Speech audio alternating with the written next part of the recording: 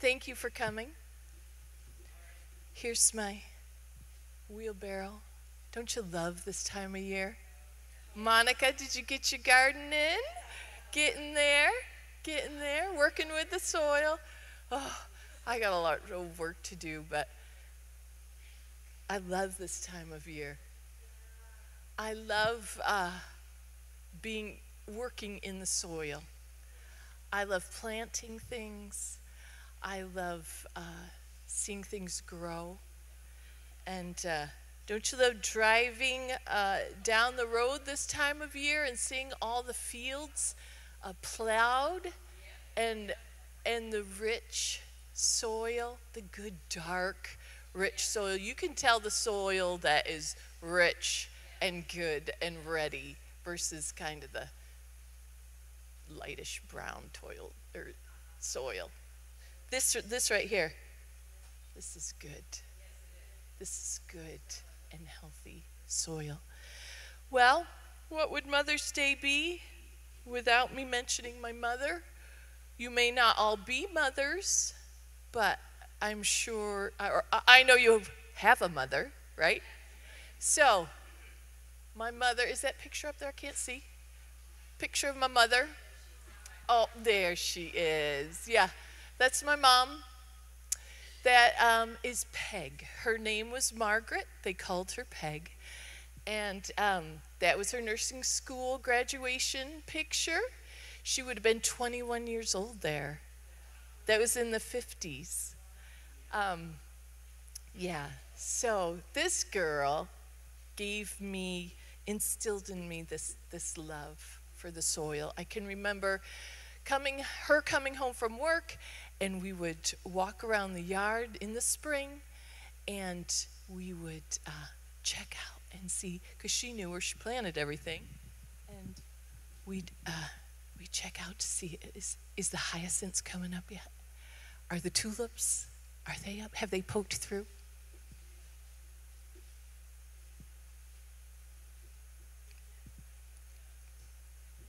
And the excitement that she generated, I don't know why it was so exciting, but it was really exciting because new life was coming. The winter was almost over, and those things were popping through, and she instilled that in me.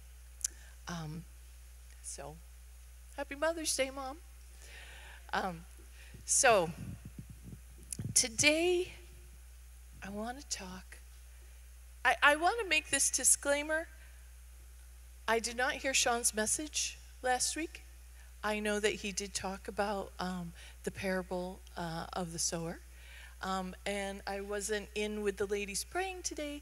So, if any of this is a recurring subject, I have no idea about it, and take it that the Lord is doing a work and wants you to hear this, I guess.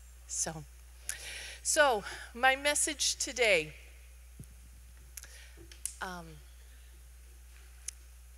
is about soil. It's about amending soil. Amend the soil. Well, how do we amend the soil?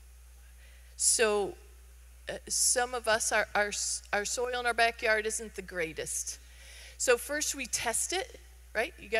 You can have your soil tested. You can send it to Cornell Cooperative Extension, and they'll test your soil. You can get a kit at Lowe's or one of the garden centers to test your soil. You can even do a home test of your soil with vinegar and baking soda in a jar, and put your soil in there and shake it up, and if it fizzes, you have acidic or basic, if it doesn't fizz, basic soil. So test your soil, figure out what you need, and then it has to be amended. So amend, think of amendment. What's an amendment? That's if you think of a law, they tag on something, they amend it to improve it, hopefully. to improve the law, amend, to make it better. So to amend the soil, we would add compost. We would add manure. If your sand has a lot of clay in it, you would add sand to improve the texture so that the water absorption would improve. You could add peat moss. You could add biochar. You know what biochar is? That's in the Amazon. There's a lot of biochar in the Amazon. Basically, it's charcoal. So these are things that amend the soil so that when you plant, when you put the seed in, the seed will germinate and grow and produce a crop 100 times. Right? So, we're not at the garden center. We're in church. Let's talk about something spiritual. How did you like the bumper? Good, right? Who has seen The Chosen? Who's been watching The Chosen? Well, that, if you haven't, that gives you a glimpse of what The Chosen is like. And every time I watch it, I think, oh, maybe that really is how he was. It seems like that could possibly really be how he was, a little bit of his nature. I just love how they have represented him. And so that was, he was telling the parable of the soils. You know it as the sower, but today I'm saying the soils because it's really about the soil, the different kinds of soil. So that rendition would have been, it's an artistic expression, but it would have been from Luke. Because Matthew and Mark, so the parable is told to us in 3 of the Gospels, and Mark and Matthew tell about he was by water. So he was probably by the Sea of Galilee. And the crowd had gathered so big that he got in a boat and he went out on the water. His voice would have carried over the water so that the people could have heard. And he was there, and it says, he said, "Behold, look, the sower was sowing his seed." So maybe there was like a farmer right near that body of water, and he was broadcasting his seed. You know, Jesus was like that. He would just take like everyday examples and teach a godly principle, or a way of the kingdom, really, the kingdom principles, because that's what he was about. That's what he came to do, was share the kingdom, reveal the kingdom. He was the embodiment of the kingdom, and that was his purpose, is to show us the Father and show us the kingdom. So he was saying, look, I just think that's so interesting to think maybe there was a farmer right there, and he really did say, hey, behold, look at that guy. He's broadcasting the seed. He's throwing out the seed. Well, who would be a farmer? Who would be a sower? The sower is someone who's broadcasting the seed, throwing out the seed, preaching, telling. Okay, so that's the sower. What is the seed? The seed is the gospel, the good news. And in Matthew, he says it is the word of what, Dottie? The kingdom. It's the word of the kingdom. The seed is the word of the kingdom. And that's what he's broadcasting. He's telling us what the kingdom is like, and growth and salvation and life. So that's the good news. Our lives can be rendered improved. What's the soil represent? The soil represents our heart, right? Our heart. It's who we are. It's where our thoughts and intentions come from. It's our motives. It's our inner man. Proverbs 4:23 says, "Keep your heart with all diligence, for out of it come the issues of a life." In Luke 6, I'm kind of going to go through a bunch of scriptures, so you don't have to turn to all of them. Just have your ears listening. In Luke 6:45, "The upright, honorable, intrinsically good," this is the Amplified Version, "man of the good treasure stored in his heart produces what is upright. And the evil man out of the evil storehouse brings forth that which is depraved and wicked. For out of the abundance or the overflow of the heart, the mouth speaks." So it's about our heart. In Proverbs 27:39 it says, "As in water, face reflects face, so the heart of man reflects the man." A.W. Tozer, one of my favorite modern day mystics, wrote this: "The neglected heart will soon be a heart overrun with worldly and unhealthy thoughts. The neglected life will soon be a moral chaos." The neglected. We must be intentional about our hearts. We must be intentional about health and growth. We must amend the soil of our heart. We must add to the soil of our heart. So the goal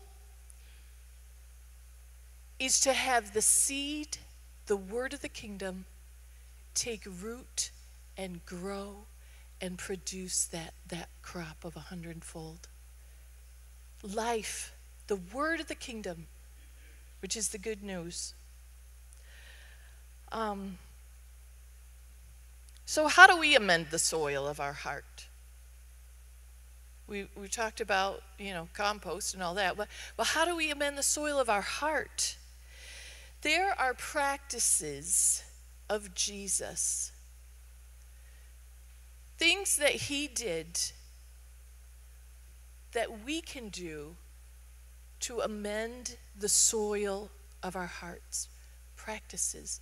John Mark Comer, one of my new favorite writers and pastors that I've been listening to, says, "If you want to experience the life of Jesus, you have to adopt the lifestyle of Jesus." What? He was a Jewish rabbi in Israel, not married. How do I adopt his lifestyle? He didn't have a house, right? Because we don't really talk about that much in the church, is that kind of a lifestyle. I'm going to I'll go on and continue. I don't want to get ahead of myself here with his ways. But so the first one I want to talk about, and maybe I'll just group these two together, is silence and solitude. These are practices of Jesus, and these are things that we can do. We can practice.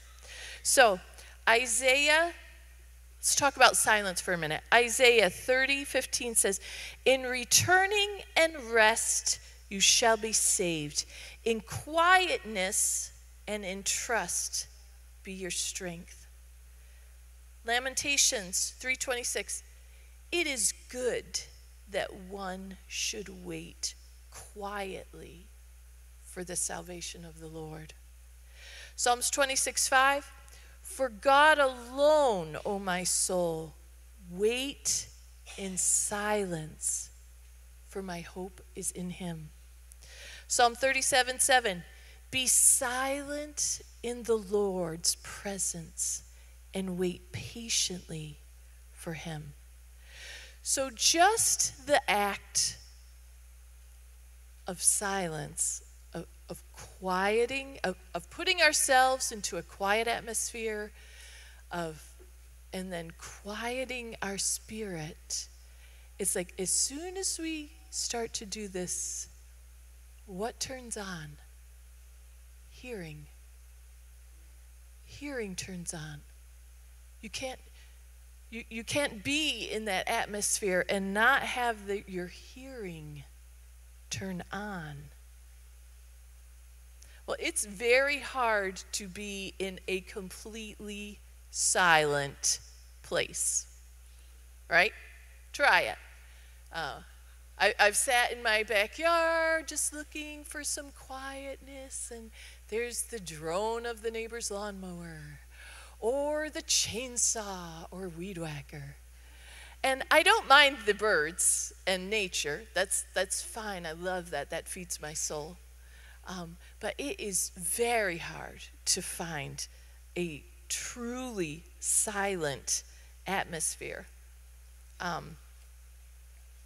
There is this organization or this news outlet, Noise News. So they wrote this article, "The top 10 quietest places on the earth." Number 10, the underwater caves in the Yucatan Peninsula. Number 9, Antarctica.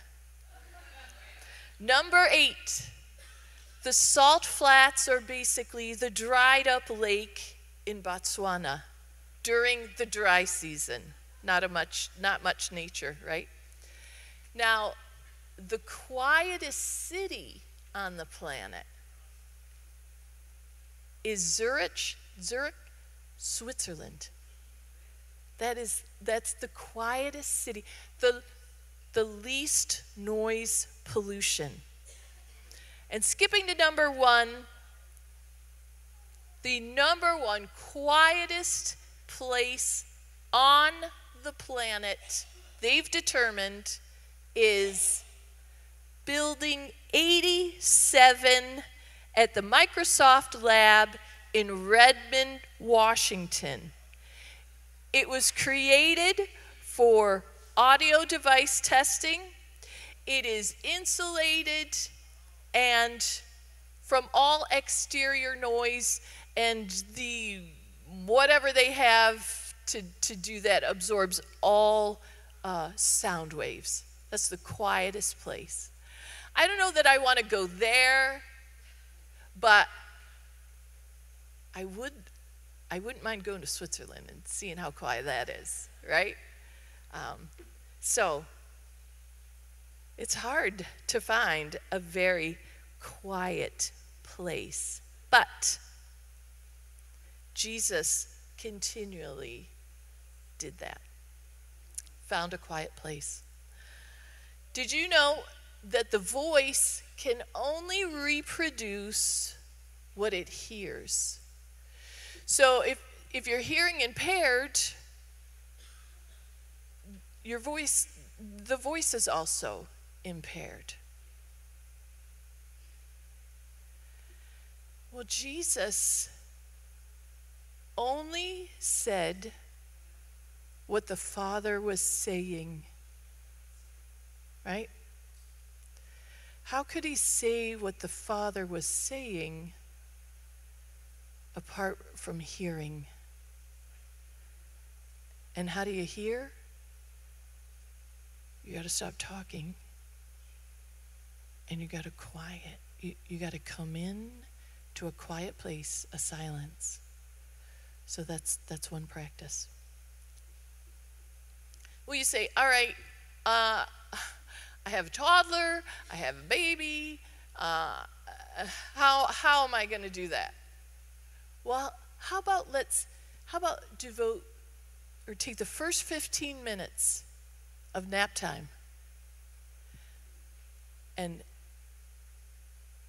devote a silent house. Make a silent house, a quiet house. Just take that first 15 minutes of that nap time and just come into that quiet. Be in that quiet and listen. Start listening for the voice of God. Okay? That's one way. How about let's turn the radio off when you're in the car, right? Just drive down the road, turn your radio off. Don't listen to a bunch of stuff. How about let's take a walk, try to get out in nature, nicest place, and don't take your earbuds, don't listen to a podcast, and don't listen to music. Just walk in the quiet. Those are just some ways to come into the quiet. How about unplug your TV? Or just don't turn the TV on. Don't have that background noise going all the time. You know, I wonder about all these sound machines, for people to get to sleep. I wonder that's noise all the time. Some of us can't even sleep without them, right? So, that's silence. Let's talk about solitude for a minute. Solitude is the intentional taking yourself away from people. Coming into a solitude, a place where there's no people.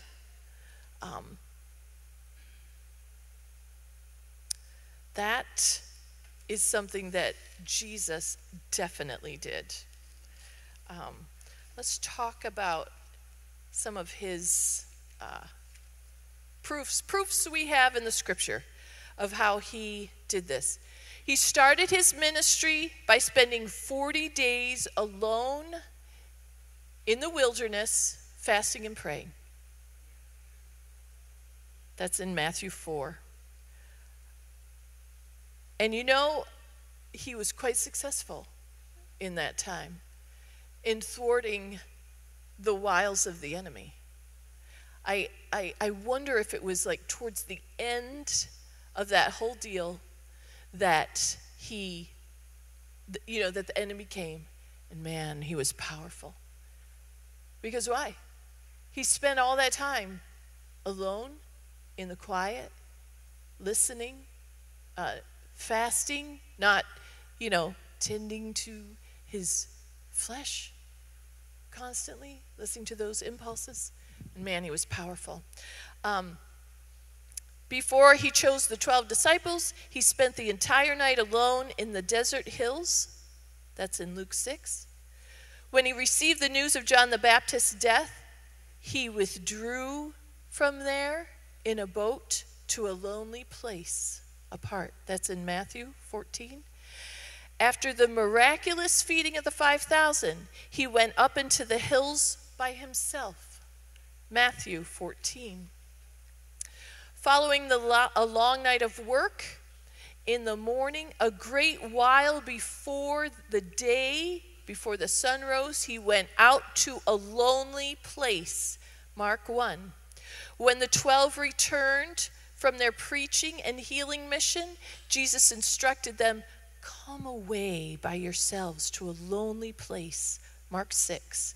Following the healing of the leper, Jesus withdrew to the wilderness and prayed. Luke 5. When Peter, James, and John with them, he sought out the silence of a lonely place on a mountain as the stage for the transfiguration. Matthew 17. And finally, as he prepared for the hardest day of his life, the most holy work, the cross, he sought the solitude of the Garden of Gethsemane. So seeking a quiet place, a lonely place, a place of solitude was the common practice of Jesus. And it's a way that we can amend the soil of our hearts. Now, the next thing I want to talk about is simplicity. Like, wasn't he the master of simplicity? He walked everywhere, right? He carried his clothing on his, maybe in a bag, I don't know, but I can't imagine he had a big old suitcase, right? He ate at everybody's houses, at other people's houses. He didn't even have a house, right? The lifestyle of Jesus, simplicity. Wow. The Christian discipline of simplicity is an inward reality that results in an outward lifestyle. Richard Foster says, because we lack a divine center or focus, our need for security has led us into an insane attachment to things.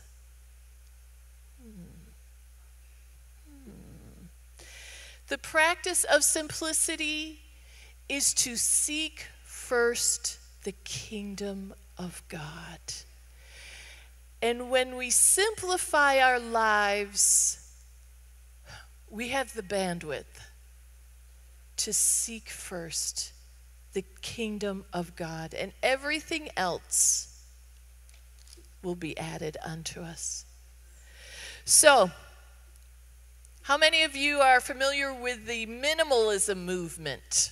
Anybody watch or follow that on social media? Or minimalism? Janine, never heard of minimalism. Well, you can go look it up and see. It is an art form. It is a design style.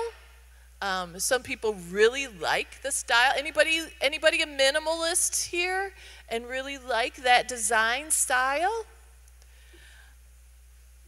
I like the style, but it's a little too stark for me when you're like a tried and true minimalist. But the concept is good. It's to get rid of the stuff you don't need or use, and you only consume or buy the things that you really do need and will use. So, simplicity. Leonardo da Vinci said, simplicity is the ultimate sophistication. Sophistication. Don't you love, okay, this is just a side note. I really like to watch the videos of Kate Middleton, right? The Prince's Wife. Because to me, she's sophistication, but she's always simple. She's got simple hair. She doesn't wear a ton of makeup. She's got nice straight lines with her clothing. Simple, sophisticated. All right. So, don't look at simplicity as a bad thing. It's a beautiful thing, all right? Now, let's talk about some steps to help us become more sophisticated. No, to help us simplify, all right? Ask yourself, what is one thing I can do to simplify this situation that I'm in? Number 2, get rid of stuff. Give it away. That is the easiest way to do it. I've read this book, Decluttering at the Speed of Life. I really like that book. The girl is very funny. And she says, give it away. If you set it aside to, post it on Facebook or put it on eBay, you won't get rid of it. So if you're serious and you want to get rid of your stuff, give it away. How about spend time with people who do not feed the drama of your life, right? Just simple and easy, right? Oh, I had a friend, Miss Wendy. She was my dear friend. We'd always say she was so easy. She was simple and easy to be around. How about say no more often? No to stuff. No to activities. Say no to stuff. How about put your phone in another room when you're hanging out with friends or family? Some of you are shaking your head. How about this? How about stop multitasking? Woo, us mothers, man. We are the queens of multitasking, right? But when we multitask all the time, we're divided. We're not giving full attention to who we're with or what we're doing. Let's simplify our food. How about that? How about let's maybe fast till noon? Takes care of breakfast, right? Fast till noon, then just have some nuts and some protein. And beverage, of course, and then have a really good meal. Right? Let's simplify our food. That takes care of like 2 basic meals that we don't have to prepare. And my last one is spend as much time as you can with little children. You're saying, oh no, that's not simple. The thing is that they are simple. And they love the simple. They love to just like get down and look at the ant crawling, right? The bugs, they love to watch the bugs. They love simple things. So if you're having a hard time, lassoing this concept, just go and watch them and spend time with them, and they'll bring you into simplicity. I love them for that. Okay, last thing, and this is a tough one, is slow down. Slow down. Eek. This is a tough one for me. Yeah, I hear you, Janine. Slow down. Do you think Jesus rushed around? I just can't see it. I can't see him, I can't see him saying, hurry up, come on, let's go, we gotta go.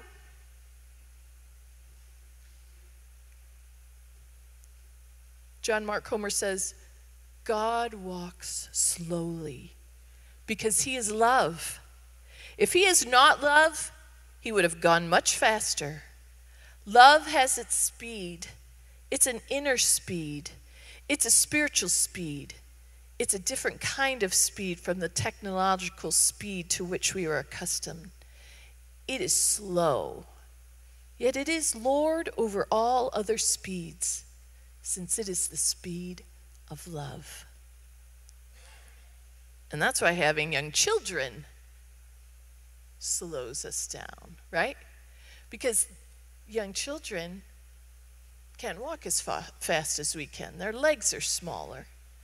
And when we have to bend and we hold their hands and we walk with them, we walk slower. Another good reason for young children. Love them.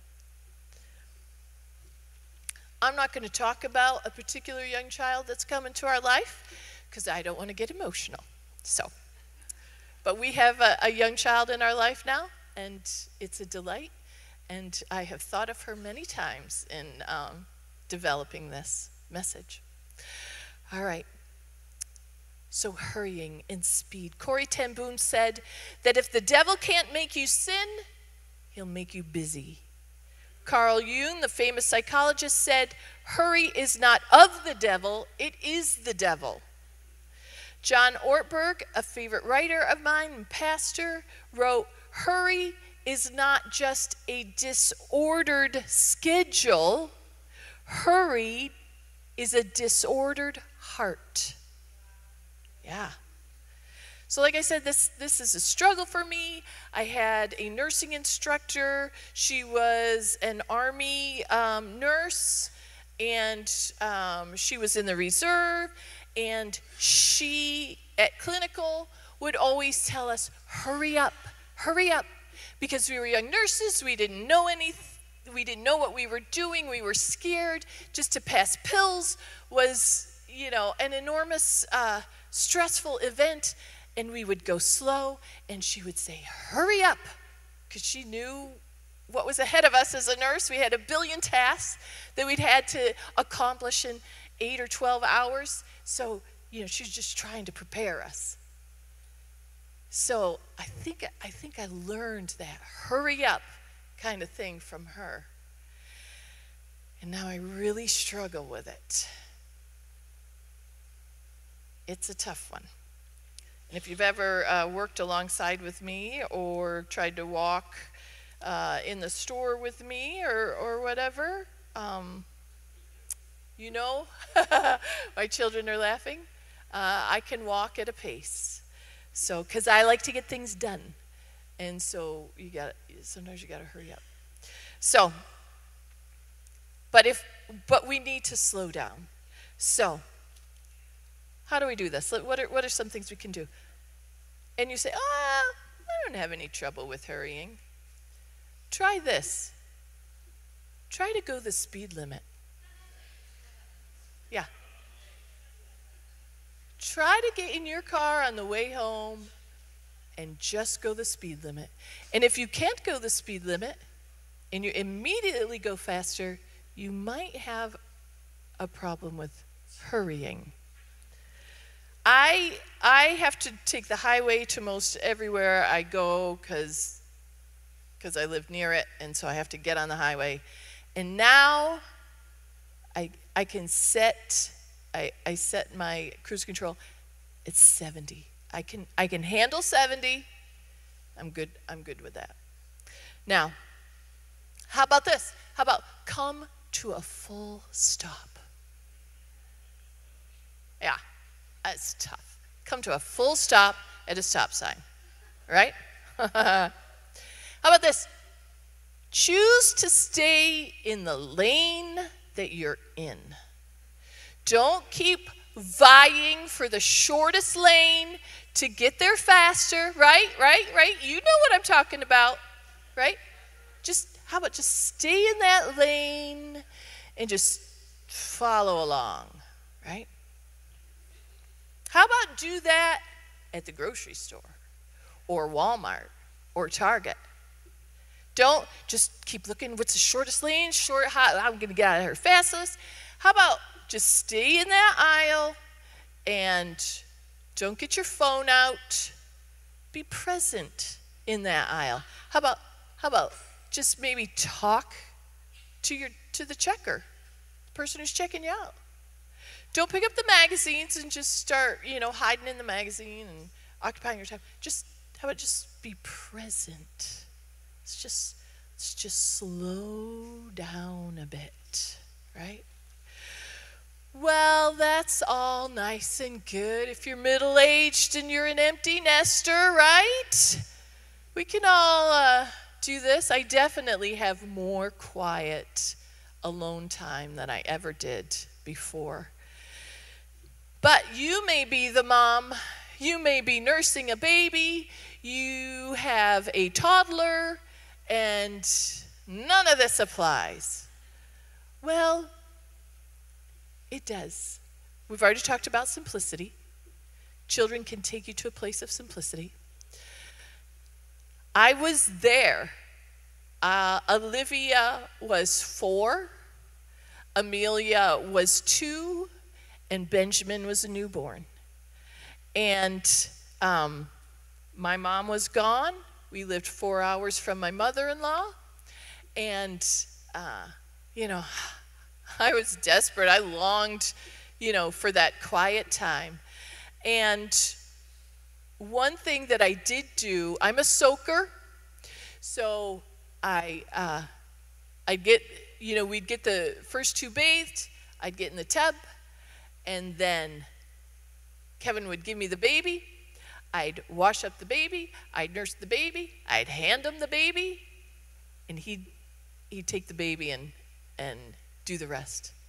Man, as soon as that baby got out of the tub, I turned on the hot water and I grabbed my book.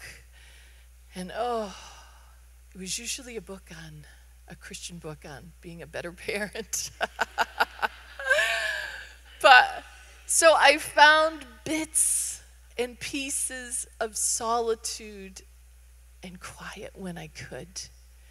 And you may not be, or that may be the season that you're in. And it's a season, it's a beautiful season. Don't wish it away. Be strategic in the moments. Drink in the moments that you do have, that you do find that you're in quiet and you're alone. If you're just sneaking off to Target, just drink in those moments. And these are the things that amend our soil, that make it so that we can hear what the Father is saying, so that the seed of the kingdom can take root within us. It can't with all the busyness and all the noise. We must amend the soil. We must do some of these things to create an atmosphere where the seed of the kingdom can grow. I want to talk to you about one last thing. Another woman in my life. And this house is a friendly house to people who have been affected by suicide. We're mindful of our bodies. We have I'm at Our Fitness. We are mindful of mental health. We just had the Walk a Mile. And so I wanted to show you another woman. This is Blossom. Blossom Myrtle Lenhart. This is my grandmother. And she was an amazing woman. I know of her from stories. She died when I was 2. This is my father's mother. And she was amazing because her husband committed suicide when my dad was 10 and his brother was 12. And he hung himself from a tree in the town that they lived. And Blossom went on from that time. She went to ministerial school. She became one of the first female ordained ministers in the Methodist Church in the state of Pennsylvania. Blossom went on to marry my mom and dad. She officiated. Can we have that slide of her and my mom and dad? And there she is. Those are my parents. There she was in her church. She went on from that suicide that time to get her bachelor's degree in social work. And in that day, in the 50s, that was quite an accomplishment. She went on to be the director of a women's home for unwed mothers and their children. So she must have had a rich soil, right? Yeah. So, maybe today you're a mom who may have lost a child to suicide. Or you are, your family somehow has been touched by suicide. Or maybe, you're just exhausted. You're a mother of young children. You are working. You're trying to keep it all together, and dang, it's hard. And you want to put these practices in place, but it's a struggle. I have invited some of our moms, our spiritual moms, to come, and we would really count it a privilege to pray with you today.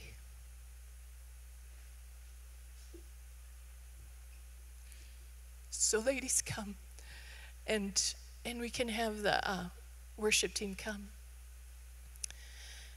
And if you, let's have everybody stand. And if you, like, I remember when I had those 3 kids, and I didn't have, I didn't have my mom around. I wanted a mentor so bad. I was developing relationships in my church, but I didn't have them. I didn't have anybody. I wanted a mentor. I didn't have the mentor. And if that's you today, and you would just like one of these ladies to pray with you, and maybe you're not a mom and you want to be a mom. And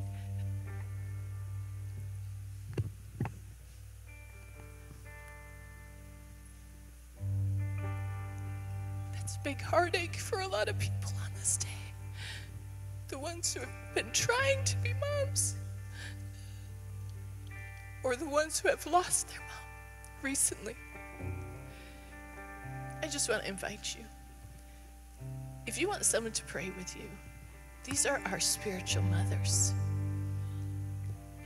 And they will pray with you and identify with you and bless you. So Sherry, come, take us to the throne. Happy Mother's Day, ladies. We love you.